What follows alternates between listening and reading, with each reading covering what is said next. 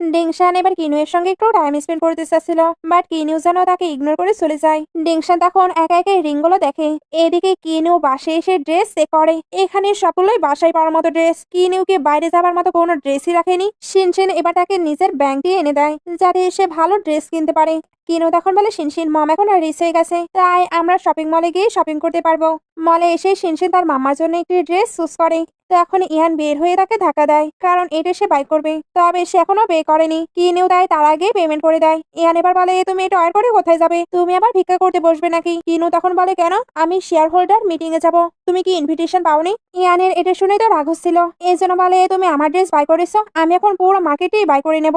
সে এবার লিনকে কল দিয়ে এটা জানায়। লিন তখন বলে, ওইখানে কিনু আছে, তুমি তাকে ড্রেসটি দিয়ে দাও। ইয়ান তখন বলে, এতে তো লিন ফ্যামিলির ফেস লস হবে।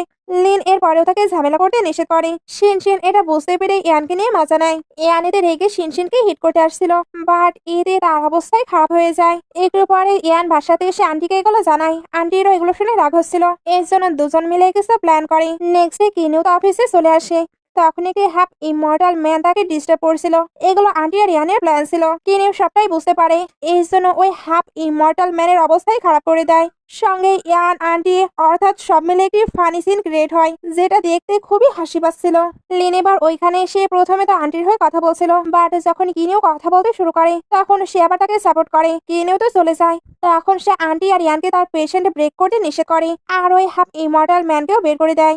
একটু পরে মিটিং দেখানো হয়। কিনেও আজকে তো ফার্স্ট এখানে এসেছে, কেউই এর জন্য তাকে এখানে অ্যাকসেপ্ট করছিল না, আর তার সামনে কোনো কিছু ডিসকাশনও করতে চাচ্ছিল না। কিনেও এবার উঠে একটি ডকুমেন্ট দেখায়। কেউ এখন যদি তার বিরুদ্ধে কথা বলার ট্রাই করে, তাহলে তার অবস্থায় কিন্তু খারাপ হবে। সবাই ডকুমেন্টে দেখে চুপ হয়ে যায়। মিটিং শেষে লিন কিনুয়ের সঙ্গে কথা বলার ট্রাই করে, বাট কিনু তাকে ইগনোর করছিল।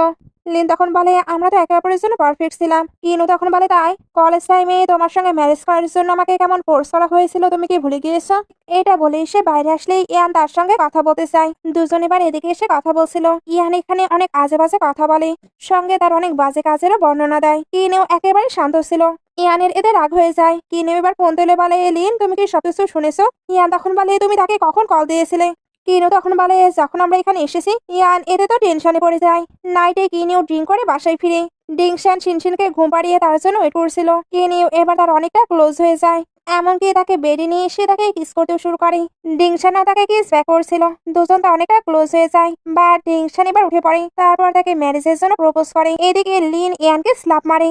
ইয়ান তো স্বীকারই করছিল না সে কোনো ভুল করেছে। লিন এবার তাকে বাসা থেকে বের করে দেয়। ইয়ান তখন বলছিল, তুমি কিন্তু রিগ্রেট ফিল করবে।